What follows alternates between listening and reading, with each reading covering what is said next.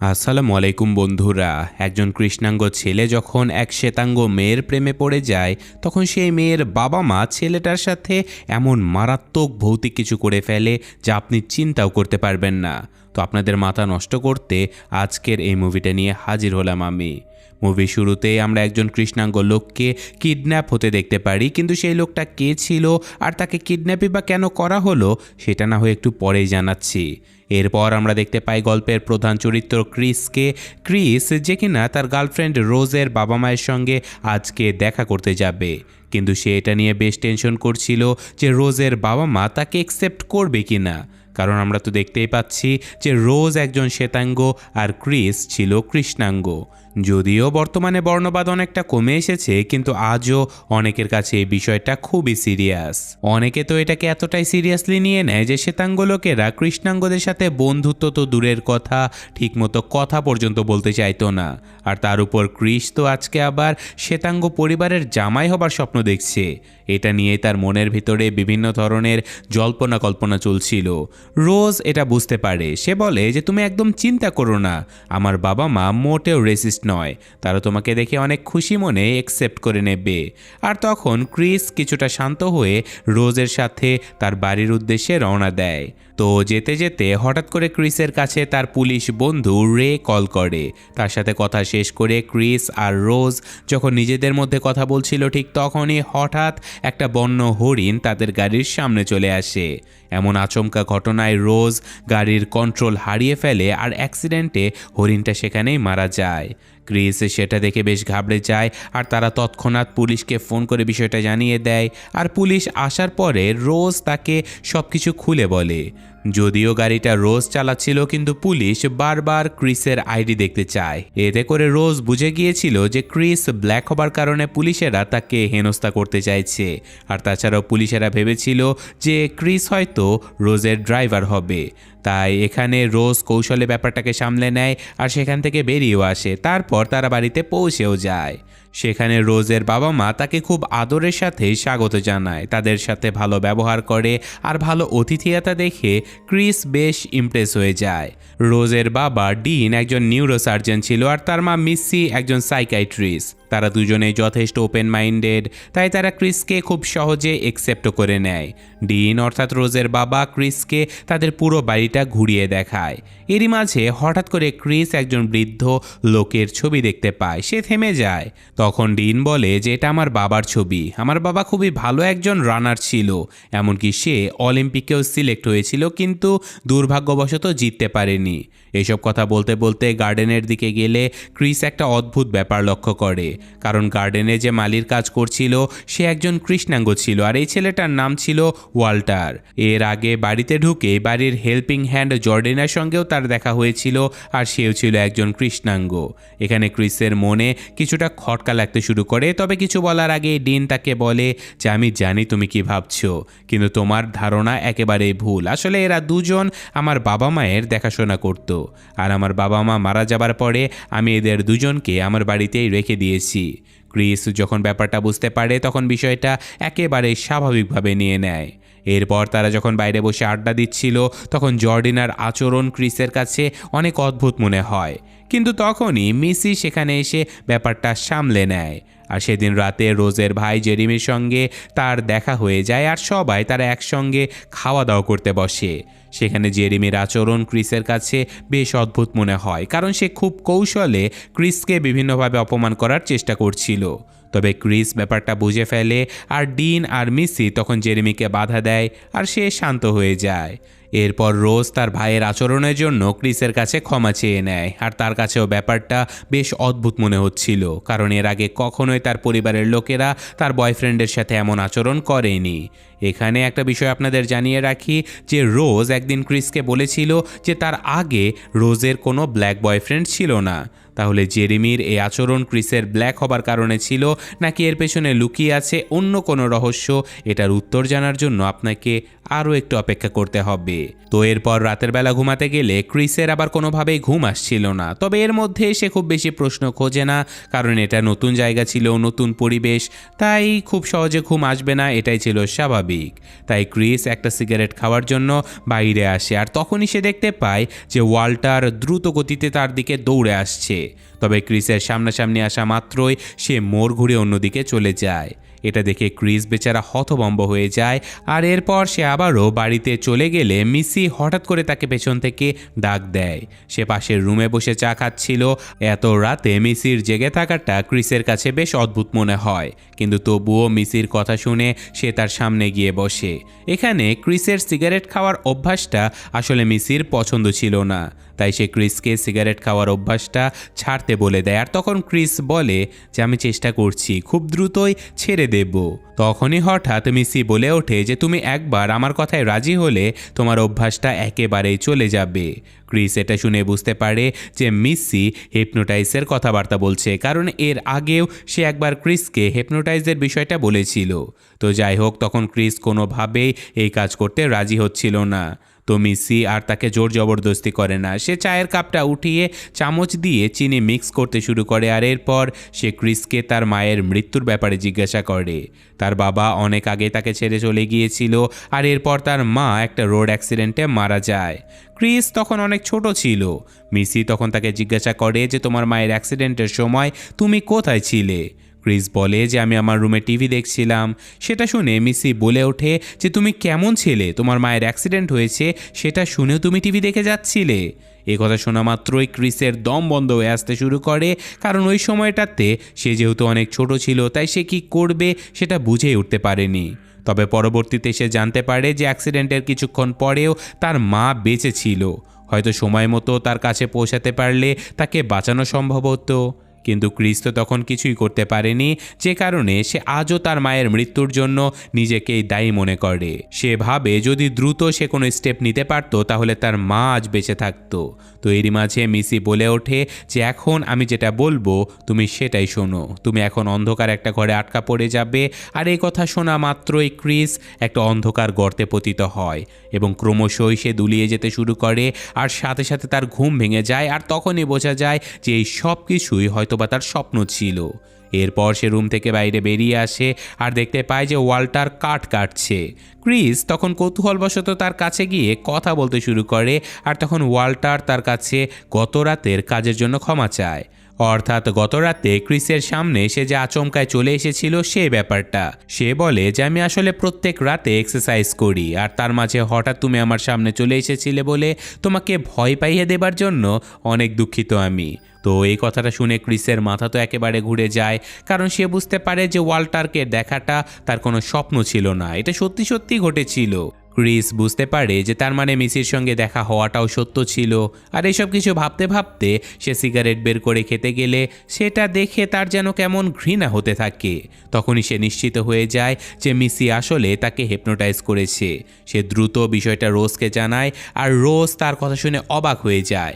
সে বুঝতে পারছিল না যে তার পরিবারের লোকেরা এমন অদ্ভুত আচরণ কেন করছে। সে ক্রিসের কাছে এমন পরিস্থিতির জন্য আবারও ক্ষমা চায়, আর তখন ক্রিস আর কোনো কথা বাড়ায় না। এমন সময় তাদের বাড়িতে একের পর এক গাড়ি আসতে শুরু করে, আর মূলত সেদিন তাদের বাড়িতে একটা পার্টি ছিল। তো যথারীতি অতিথিরা আসার পরে রোজ ক্রিসকে তাদের সকলের সাথে পরিচয় করিয়ে দেয়। ক্রিস যখন দেখতে পায় যে এখানে আসা গেস্টরা সবাই ছিল হোয়াইট, তাই তাদের মাঝে ক্রিস বেশ আনকমফোর্টেবল ফিল করছিল। তার উপরে তারা আবার ক্রিসের বডি ফিটনেস নিয়ে নানা ধরনের কথা বলতে শুরু করে। এক ভদ্রমহিলা তো তার মাসেল পর্যন্ত ধরে চেক করে। ব্যাপারটা খুবই অস্বস্তিকর ছিল। তো যাই হোক, কিছুক্ষণ পরে ক্রিস একজন কৃষ্ণাঙ্গের দেখা পায়। লোকটার নাম ছিল অ্যান্ড্রো। লোকটা ছিল অনেক ভদ্র আর হ্যান্ডসাম, কিন্তু মজার ব্যাপার হলো সে বিয়ে করেছে তার থেকে 20 থেকে 25 বছর বয়সী একজন হোয়াইট মহিলাকে। সাধারণত ব্ল্যাক ছেলেদের চয়েস এমনটা হয় না, তাই ক্রিসের কাছে বিষয়টা একটু আজব লাগে। অবশ্য আজব লাগার মতো আরও একটা কারণ আছে, সেটা আমরা একটু পরেই জানতে পারবো। এরপর ক্রিসের দেখা হয় হ্যাডসন নামের একজন লোকের সাথে, যে লোকটা অন্ধ ছিল, কিন্তু অন্ধ হওয়া সত্ত্বেও সে দুর্দান্ত একজন ফটোগ্রাফার ছিল। আর ক্রিস নিজেও যেহেতু একজন প্রফেশনাল ফটোগ্রাফার, তাই সে হ্যাডসনকে আগে থেকে চিনত। তার সাথে কথা বলা শেষ করে ক্রিস তার রুমে গিয়ে দেখে যে তার ফোন, যেটা কিনা চার্জে লাগানো ছিল, সেটা বন্ধ হয়ে পড়ে আছে। চার্জারটা কেউ একজন খুলে ফেলেছে। সে তখন দ্রুত চার্জারটা কানেক্ট করে আর তার বন্ধু রের কাছে ফোন করে সেখানকার সকল ঘটনাগুলো খুলে বলে। তাকে সে এটাও জানায় যে রোজের মা তাকে হিপনোটাইজ করেছে। কথাটা শুনে রে ভীষণ অবাক হয়ে যায়। সে দ্রুত ক্রিসকে সেখান থেকে বেরিয়ে যেতে বলে।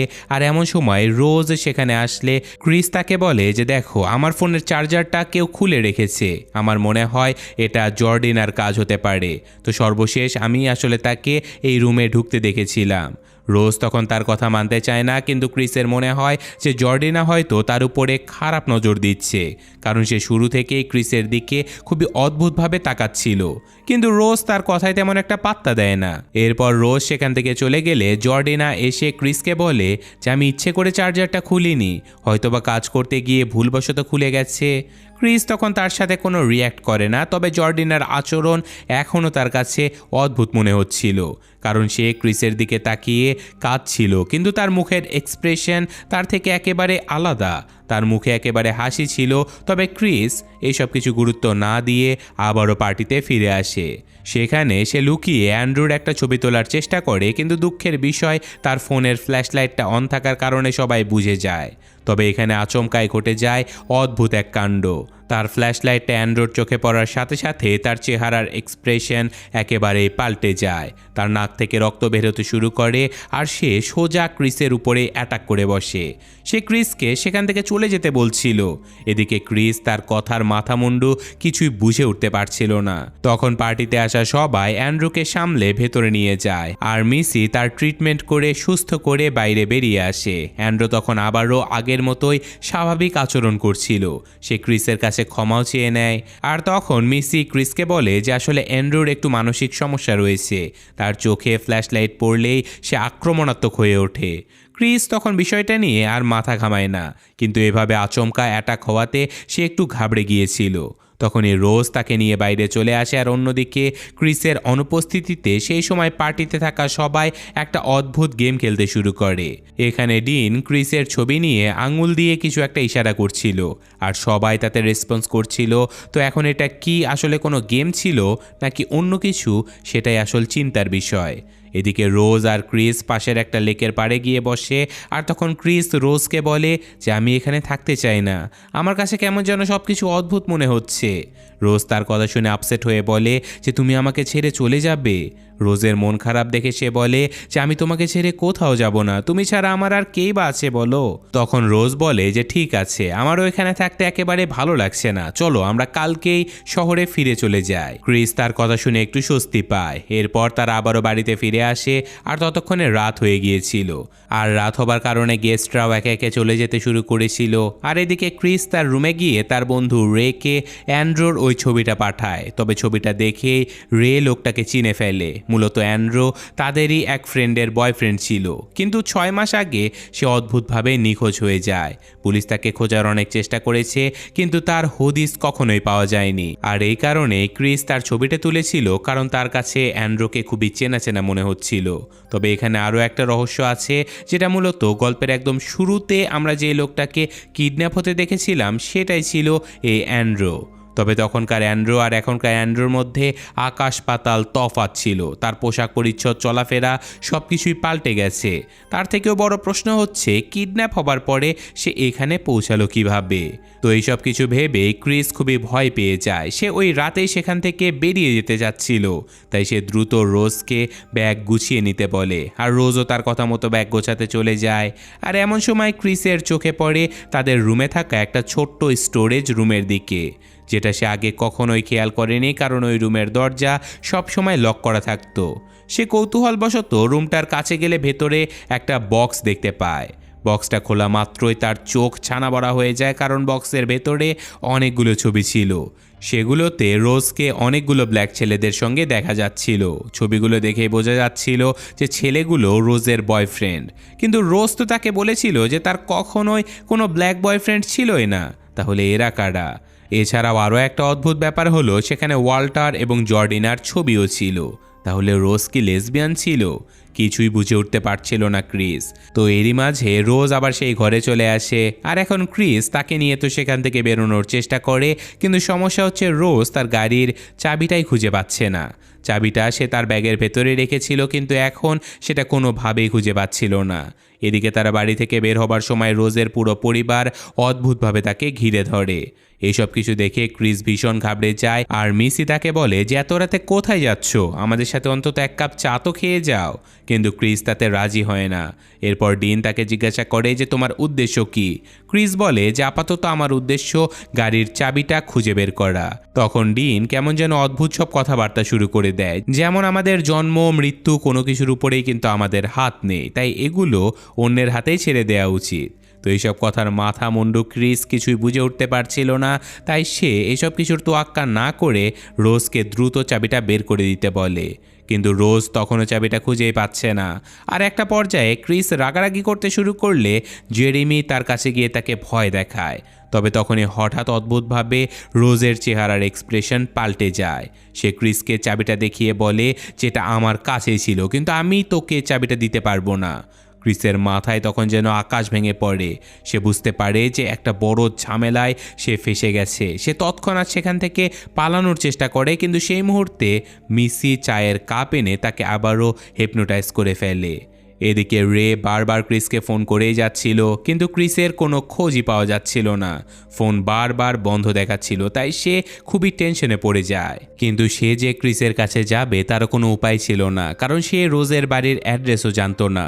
তার কাছে ক্লু বলতে শুধুমাত্র অ্যান্ড্রু আর রোজের ছবিটাই ছিল। তাই সে ওই ছবিগুলো নিয়ে অনলাইনে ঘাটাঘাটি শুরু করে দেয়। আর তখনই একটা ভয়ঙ্কর রহস্য তার সামনে চলে আসে। সে জানতে পারে যে অ্যান্ড্রু যখন কিডন্যাপ হয়েছিল সেই সময় আমেরিকাতে একদল সাইকোপ্যাথ অ্যাক্টিভ ছিল। তারা ব্ল্যাক লোকদেরকে কিডন্যাপ করে নিয়ে তাদেরকে হিপনোটাইজ করে তাদের নিজেদের দাস বানিয়ে রাখত। রে তখনই বুঝতে পারে যে অ্যান্ড্রুকেও নিশ্চয়ই ওই সাইকোপ্যাথের দল কিডন্যাপ করেছিল। ক্রিস যেহেতু তাকে হিপনোটাইজের বিষয়টা বলেছিল, তাই তার মনে হতে থাকে যে নিশ্চয়ই রোজও হয়তো বা ওই সাইকোপ্যাথের মধ্যেই একজন, যে কিনা ক্রিসকে নিজেদের দাস বানানোর জন্য তাকে ধরে নিয়ে গেছে। সে দ্রুত এই বিষয়টা তার সিনিয়রকে জানায়, কিন্তু তারা রের কথা একেবারে হেসে উড়িয়ে দেয়, কারণ ওই সময় তারা ওই সাইকোপ্যাথের দলকে খোঁজার অনেক চেষ্টা করেছিল, কিন্তু কোনো মতেই তারা কোনো খোঁজ পায়নি। তাই তাদের ধারণা যে এমন কোনো দলের অস্তিত্বই নেই। তাই রে হতাশ হয়ে সেখান থেকে ফিরে আসে। তবে নিজের বন্ধুকে তো আর এইভাবে মৃত্যুর মুখে ফেলে রেখে দেয়া যায় না। তাই সে নিজের মতো করে ক্রিসকে খোঁজার চেষ্টা চালিয়ে যায়। অন্যদিকে আমরা দেখতে পাই ক্রিসকে একটা রুমের ভেতরে চেয়ারের সাথে বেঁধে রাখা হয়েছে। আর ক্রিসের জ্ঞান ফেরা মাত্রই টিভিটা অটোমেটিক্যালি অন হয়ে যায়, আর সেখানে রোজেদের দাদা দাদি সহ পুরো পরিবারের ভিডিও দেখানো হয়। সেই ভিডিওর কথাগুলো শুনেই ক্রিস বুঝতে পারে যে তার সাথে এমন অদ্ভুত ঘটনার কারণটা আসলে কি। মূলত রোজের পুরো পরিবার মিলে কৃষ্ণাঙ্গ লোকেদেরকে কিডন্যাপ করত, তবে সবাইকে নয়, তারা ফিট এবং অ্যাক্টিভ লোকেদেরকেই কিডন্যাপ করত। এরপর পরদিন অর্থাৎ রোজের বাবা সেই লোকেদের ব্রেন অন্য কোনো লোকেদের সঙ্গে রিপ্লেস করে দিত। তখন ওই কিডন্যাপ হয়ে যাওয়া লোকটা ওই লোকেদের মতো আচরণ করতে শুরু করত যাদের ব্রেন রিপ্লেস করা হয়েছে, অর্থাৎ শরীর একজনের কিন্তু চিন্তাভাবনা অন্য কারো। তবে প্রশ্ন হচ্ছে এতে রোজেদের লাভ কোথায়? আসলে ওই কৃষ্ণাঙ্গ লোকেদের বডি নিলামে তোলা হতো। এখানে কৃষ্ণাঙ্গ লোকের শরীর হলেও তার ব্রেন যেহেতু অন্য কারো থেকে আনা, তাই পরবর্তীতে সেই কৃষ্ণাঙ্গ লোকেরা ওই লোকের মতোই আচরণ করে যার ব্রেন তার মাঝে রিপ্লেস করা হয়েছে।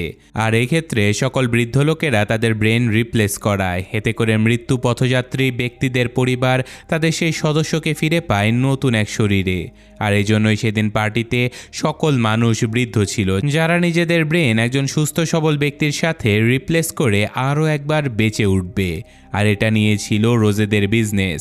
তারা ব্ল্যাক লোকেদের শরীর চড়া দামে বিক্রি করত, তারপর রোজের বাবা সেই শরীর কিনে নেওয়া ব্যক্তির ব্রেন কিডন্যাপ করা লোকের সঙ্গে রিপ্লেস করে দিত। এতে করে বলা যায় যে সেই লোকের আরও একবার পুনর্জন্ম হয়। তো ব্যাপারটা একটু কনফিউজিং, কিন্তু বুঝতে তো পারছেন, মানে যার ব্রেন নিয়ে ওই কালো লোকেদের মাঝে দেয়া হয় সেই ব্রেন আলা লোকটা মূলত ওই কালো লোকের মধ্যে নতুন করে পুনর্জন্ম পায়। তো যাই হোক, এখানে ক্রিস এটা ভালোভাবে বুঝে যায় যে রোজ আসলে এখানে তাকে নিয়ে এসেছে তার ব্রেন রিপ্লেস করার জন্যই। তাই সে ওই জায়গা থেকে দ্রুত পালানোর চেষ্টা শুরু করে দেয়। তবে ঠিক সেই মুহূর্তে তার সামনে একটা চায়ের কাপের ভিডিও চলে আসে, আর সে আবারও হিপনোটাইজ হয়ে যায়। এদিকে ডিন ক্রিসের ব্রেন রিপ্লেসমেন্টের প্রস্তুতি নিতে শুরু করে। তার বডিটা কিনে নিয়েছিল সেই অন্ধ ফটোগ্রাফার, যাতে যাতে করে তার ব্রেন রিপ্লেসমেন্টের পরে সে ক্রিসের চোখ দিয়ে পুরো দুনিয়াটা দেখতে পারে। ডিন তখন সেই অপারেশনের প্রস্তুতি নিতে শুরু করে আর জেরেমিকে পাঠিয়ে দেয়া হয় ক্রিসকে আনার জন্য। ক্রিস তখন অজ্ঞান হয়ে পড়েছিল, কিন্তু যখনই জেরেমি তাকে নিয়ে যাওয়ার জন্য তার হাতের বাঁধনগুলো খোলে তখনই ক্রিস হঠাৎ করে তার উপরে অ্যাটাক করে বসে এবং এতে করে আমরা বুঝতে পারি যে ক্রিস আসলে হিপনোটাইজ হয়নি, বরং তাকে যে সোফার সঙ্গে বেঁধে রাখা হয়েছিল সে ওই সোফা থেকে ফোম বের করে তার কানে ঢুকিয়ে রেখেছিল, যার ফলে ওই চায়ের কাপের ভিডিওর সাউন্ড সে শুনতে পায়নি এবং হিপনোটাইজও হয়নি। জেরেমিকে আহত করে সে ওই জায়গা থেকে বেরিয়ে আসে আর তখনই তার সামনে আসে ডিন। এটা দেখে সে তৎক্ষণাৎ ডিনের উপরে অ্যাটাক করে তাকে মেরে ফেলে। আর তারপর যখন সে এখান থেকে বেরোনোর চেষ্টা করছিল তখনই হঠাৎ করে মিসি সেখানে এসে তার উপরে আক্রমণ করে বসে।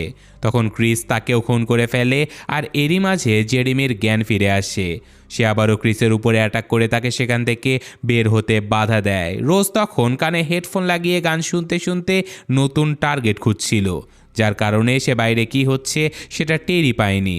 জেরেমির সাথে ক্রিসের ফাইটের সময় খুব জোরে একটা শব্দ হয় আর তখনই রোজ সেটা খেয়াল করে, কিন্তু সে বাইরে আসার আগেই ক্রিস জেরেমিকে মেরে গাড়ি নিয়ে সেখান থেকে পালাতে শুরু করে। তবে যখন রোজ জোরে দাদিমা বলে একটা ডাক দেয় সাথে সাথে জর্ডিনা এসে ক্রিসের গাড়ির উপরে ঝাঁপিয়ে পড়ে।